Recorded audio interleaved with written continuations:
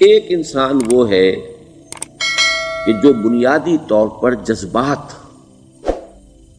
جذبات سے فیصلہ کرتا ہے. آپ اس کے جذبات کو اپیل کر لیجیے، وہ آپ کی بات مان لے گا. ایک آدمی وہ ہے کہ جو پہلے بات کو سمجھنا چاہتا ہے کہ میری عقل بھی اس بات کو تسلیم کرتی ہے کہ نہیں. بس یہ ڈسٹنکشن ہے. جو شخص چاہتا ہے کہ پہلے سمجھوں پھر مانوں، وہ انٹلیکچوئل ہے، چاہے ان پڑھ ہو. An absolutely illiterate person can be an intellectual and a PhD can be a جذباتی آدمی. پی ایچ ڈی ہونے سے کیا ہوتا ہے؟ ایموشنل ہو سکتا ہے.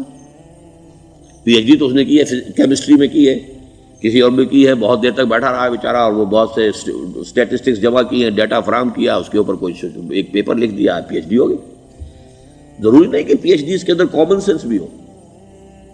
کامن سینس بہت بڑی ریئر سینس ہوتی ہے. It's called common sense but rarely found.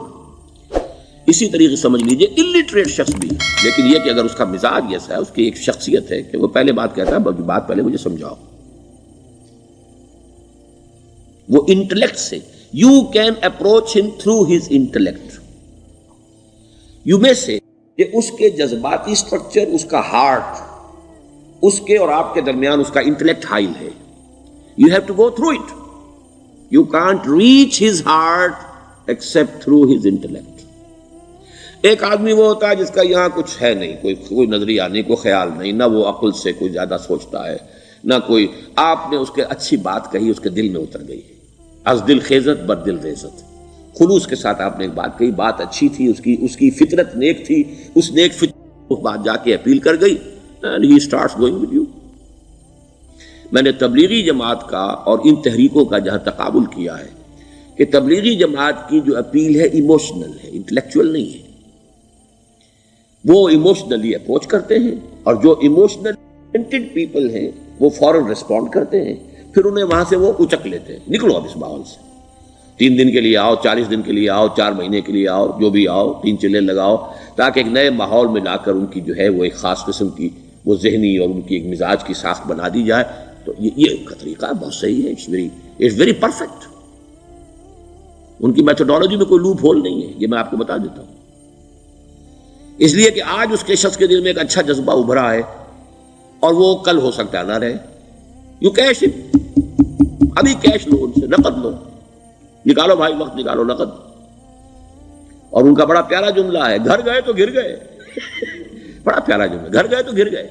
یعنی یہی وعدہ تو کر لو نا کہ بھائی ارادے تو کر لو. بڑا پیارا انداز ہے یہ. بھائی ارادے تو کر لو. وہ ارادہ کر لیا تو آپ ایک وعدے کی وجہ سے بند گئے. اب یہ کہ اچھا بھائی چلو نکلو. اب نکل گئے تو پھر تو ان کے قابو میں آئی گئے. اب آپ انہوں نے 24 گھنٹے وہ آپ کو جو ہے اس میں رکھنا ہے کہ وہ آپ اپنی ساری سوچ وہ سب کی سب جو ہے وہ سب جاتی رہے گی. تو یہ اپنی جگہ پر it's a very perfect methodology, لیکن اس کی اپیل لمیٹڈ ہے to emotional people, not to intellectuals. ہاں ان میں ہیں پروفیسرز ہیں، یہ ہیں ڈاکٹرز ہیں، لیکن وہ ضروری نہیں کہ انٹلیکچوئل پروفیشنل ہے. ان کا ایک اپنا ایک سمجھ ہے، اس میں کام کرتے ہیں. تو یہ جو ایٹیچیوڈ ہے کہ ذہن کے راستے سے اپروچ کرنا، اسی لیے قرآن کی اپیل کیا ہے؟ افلا تعقلون، افلا یعقلون، افلا تذکرون. ساری باتیں عقل سے کہا. ابھی میں نے جیسا کہ آپ کو بتایا، قرآن تو یہ کہتا ہے کہ بغیر یا تو عقل سے بات مانی جائے گی، اور یا قرآن کی بات مانی جائے گی، یا رسول کی بات مانی جائے گی. العلم علمان ولا تخف ما ليس لك به علم ان السمع والبصر والفؤاد كل اولئك كان عنه مسؤولا. کسی ایسی چیز کی پیروی نہ کرو جس کے لیے تمہارے پاس علم نہیں. علم دو ہے، یا آپ کو اپنے حواس کے ذریعے سے علم حاصل ہوا ہے، عقل سے حاصل ہوا ہے، اور یا پھر یہ کہ وہی سے حاصل.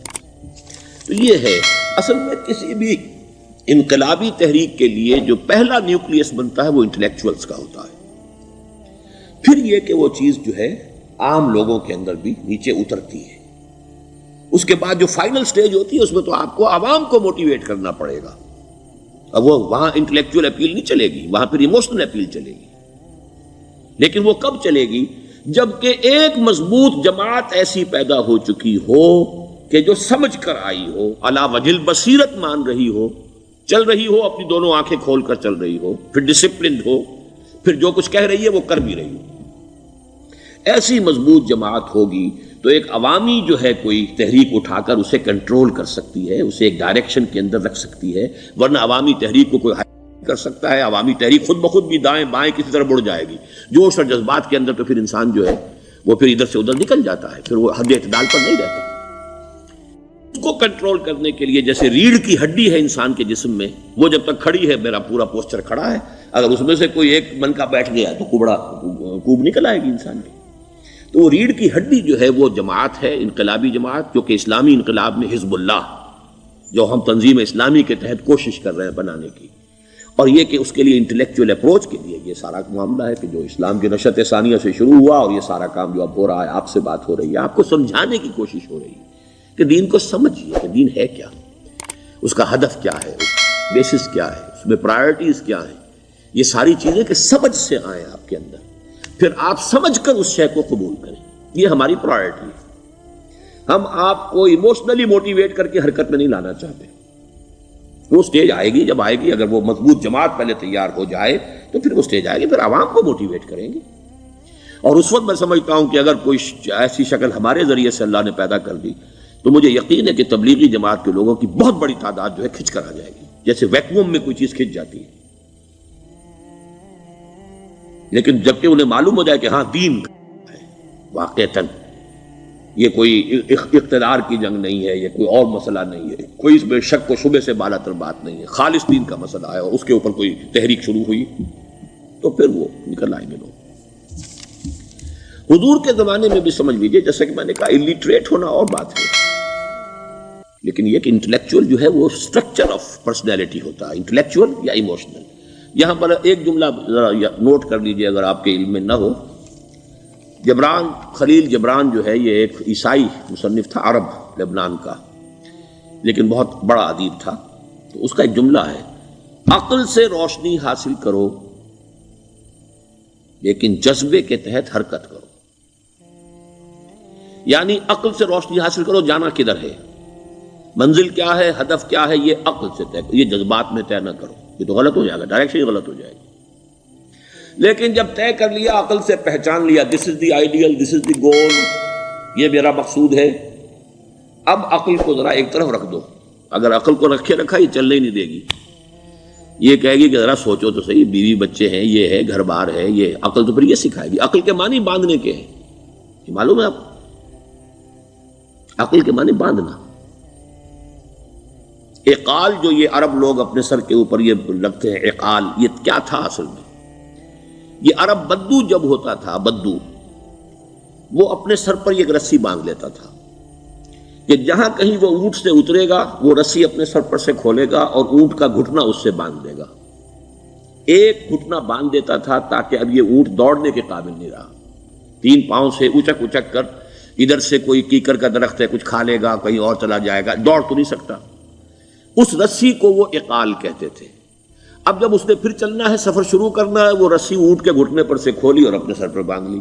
یہ اقال تھا جو اب یہ سنہری اقال باندھے پھرتے ہیں بادشاہ لوگ. That is the basis of their اقال.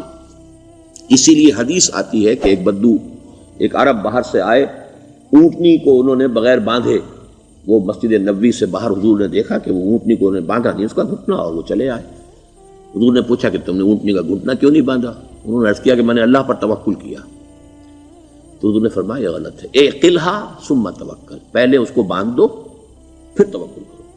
اسباب اور وسائل و ذرائع کا استعمال یہ تم پر لازم ہے، لیکن توکل اس پر نہ کرو، توکل اللہ پر.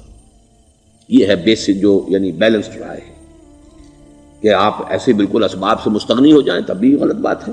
آپ do what ever you can do, لیکن یہ کہ اس کے بعد یہ نہ سمجھو کہ میرے اس کرنے سے کچھ ہو جائے گا، یہ میرے وسائل اور ذرائع سے کوئی نتائج نکل آئیں گے، نتیجہ اللہ کے ہاتھ. تو اعقلھا ثم توکل، یہ اعقل، عقل کے معنی باندھنا، پہلے باندھو اس کو. تو اگر چلنے میں تو عقل کو ایک طرف رکھ دو. بے خطر کود پڑا آتش نمرود میں عشق، عقل ہے محو تماشائے لبے بام ابھی. عقل تو نہیں اجازت دے سکتی تھی حضرت ابراہیم کو کہ کود جاؤ آگ میں. عقل تو یہی کہتی نا کہ بابا جان خامخواہ دینی ہے، اگر تم اپنے آپ کو بچا لو گے، اس وقت کوئی کوئی ہیلا کر لو، کوئی تھوڑا سا نمرود کی خوشامد کر لو، چھوڑ دے تو پھر اس کے بعد توحید کی دعوت دینا. لیکن یہ کہ زندگی ختم ہو گئی تو توحید کی دعوت کون دے گا؟ عقل تو یہ سکھاتی نا، پٹی پڑھاتی. لیکن بے خطر کود پڑا آتش نمرود میں عشق، عقل ہے محو تماشائے لبے بام ابھی. عقل تو وہیں بیٹھی دیکھ رہی ہے کہ یہ کیا کیا اس نے، یہ جمپڈ، یہ شوڈ ناٹ ہیو جمپڈ.